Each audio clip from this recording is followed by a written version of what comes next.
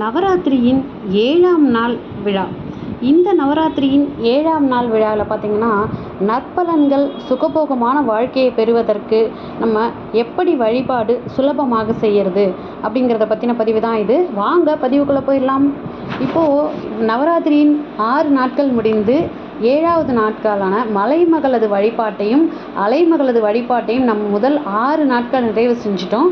இப்போது நவராத்திரியின் 7ஆவது நாள் கலைமகள் அப்படின்னு சொல்லப்படுற சரஸ்வதி தேவியை நம்ம வழிபாட தொடங்கியிருக்கிற நாள் தான் இந்த 7ஆவது நாள். இந்த 7ஆவது நாளில் பார்த்திங்கன்னா, எல்லா வகையான கலைகளுக்கும் முழு முதல் அரசியாக விளங்கும் சரஸ்வதி தேவியை தான் நம்ம மீதம் இருக்கிற 3 நாளையும் வழிபட போகிறோம்.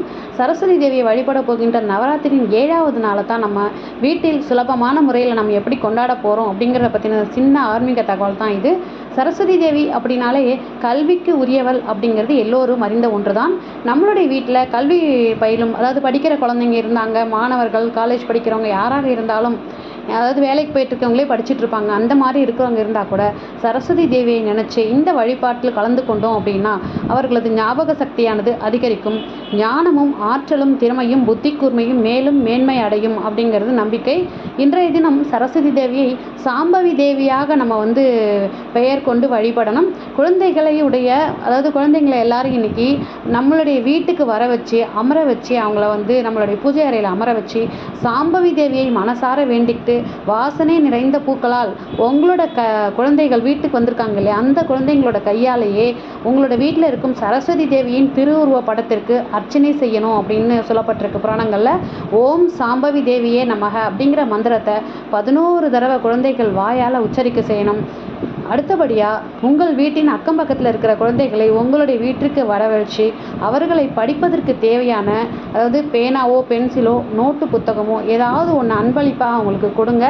உங்களால் முடிஞ்ச வரை சிறிய அளவு பரிசாக இருந்தாலும் அது அவங்களுக்கு கல்விக்கு பயன்படுற விதமாக இருக்கணுங்க. இன்றைக்கி கொடுக்கக்கூடிய நீங்கள் தாம்பூலத்தில் வைக்கக்கூடிய அந்த பரிசு அவர்கள் சாப்பிடுவதற்கு ஏதேனும் பிரசாதம், வெறும் சுண்டல் செஞ்சு கொடுத்தாலும் சரி, இல்லை குழந்தைகளுக்காக ஸ்வீட் ஏதாவது நீங்கள் செஞ்சு கொடுத்தாலும் சரி, இந்த சிறிய தானமானது உங்களுடைய சந்ததியில் வரக்கூடிய குழந்தைகளுக்கு அறிவாற்றலையும் திறமையும் ஞாபக சக்தியும் நிறைந்திருக்க உதவும் என்பதில் சந்தேகமே இல்லை. சாம்பவி தேவிக்கு உரிய கோலம் அப்படின்னு பார்த்தீங்கன்னா சங்கு கோலம் போடலாம். தாழம்பு கிடைச்சா சரஸ்வதி தேவிக்கு இன்றைய தினம் தாழம்புவால் அலங்காரம் செஞ்சால் மிகவும் விசேஷமான பலன்களை தருங்க. நவராத்திரியின் 7ஆவது நாள் அம்பாளுக்கு பேரிச்சம் பழம் நெய்வேத்தியமும் எலுமிச்சை சாதம் நெய்வேத்தியமும் வைக்கலாம்.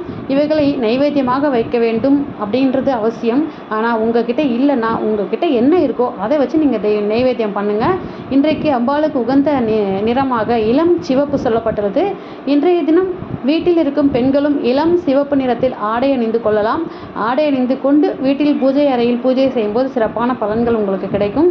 இந்த அன்னைக்கு உங்களுடைய வீட்டிற்கு பூஜையில் கலந்து கொள்ளும் பெண்களுக்கும் இளம் சிவப்பு நிறத்தில் வளையல்களை தானமாக கொடுக்கலாம். இளம் சிவப்பு நிற ரவிக்கை துணி தானம் கொடுப்பது மிகவும் நல்லது. அம்பாளை வேண்டி மனநிறைவோடு பூஜை செய்து இந்த 7ஆவது நாள் வழிபாட்டை நம்ம நிறைவு செஞ்சோம் அப்படின்னா அவர்களுக்கு சுகபோகமான வாழ்க்கை கிடைக்கும் அப்படின்னு சொல்லப்பட்டுள்ளது. சுகபோகமான வாழ்க்கை அப்படின்னா கோடிக்கணக்கில் பணம் கிடைக்குமா அப்படின்னு கேட்காதீங்க. அதாவது கவலைகள் இல்லாத, நிம்மதியான, துயரம் இல்லாத, நோய் நொடி இல்லாத அளவான செல்வத்தோடு வாழும் வாழ்க்கை தான் என்ற கருத்தை நான் முன் வச்சிடுறேன். அதுக்கப்புறம் பார்த்திங்கன்னா, இந்த நவராத்திரியின் 7ஆவது நாள் நம்ம வணங்க வேண்டிய தெய்வம் சரஸ்வதி தேவி. 8 வயது சிறுமியை நம்ம பிராமி மகா சரஸ்வதியாக நம்ம பூஜிக்கணும். இன்றைய திதி என்ன அப்படின்னு பார்த்தீங்கன்னா சப்தமி திதியாக வரும். கோலம் நறுமண கோலங்களால், மலர்களால் நம்ம கோலங்கள் போடலாம். தாழம்பூ, தும்பை, மல்லிகை, முல்லை இதை வச்சு நம்ம அர்ச்சனை செய்யலாம். அதுக்கப்புறம் நெய்வேத்தியம் எலுமிச்சை பழ சாதம், பேரிச்சம்பழம் வைக்கலாம். அல்லது சுண்டலில் பார்த்தீங்கன்னா கொண்டைக்கடலை சுண்டல் வைக்கலாம். ராகத்தில் பிலஹரி ராகத்தில் கீர்த்தனைகள் இசைக்கலாம். அப்படிங்கிற நல்ல தகவலோட இன்றைய ஆன்மீக பதிவை நான் முடிச்சுக்கிறேன். இது போன்ற ஆன்மீக தகவல்களை பெற நம்ம சேனலை உடனே சப்ஸ்கிரைப் பண்ணி சப்போர்ட் பண்ணுங்கள். இந்த பதிவு பிடிச்சிருந்ததுன்னா இந்த பதிவுக்கு ஒரு லைக் கொடுத்துட்டு உங்கள் ஃப்ரெண்ட்ஸ் அண்ட் ஃபேமிலிக்கு ஷேர் பண்ணி பாருங்கள்.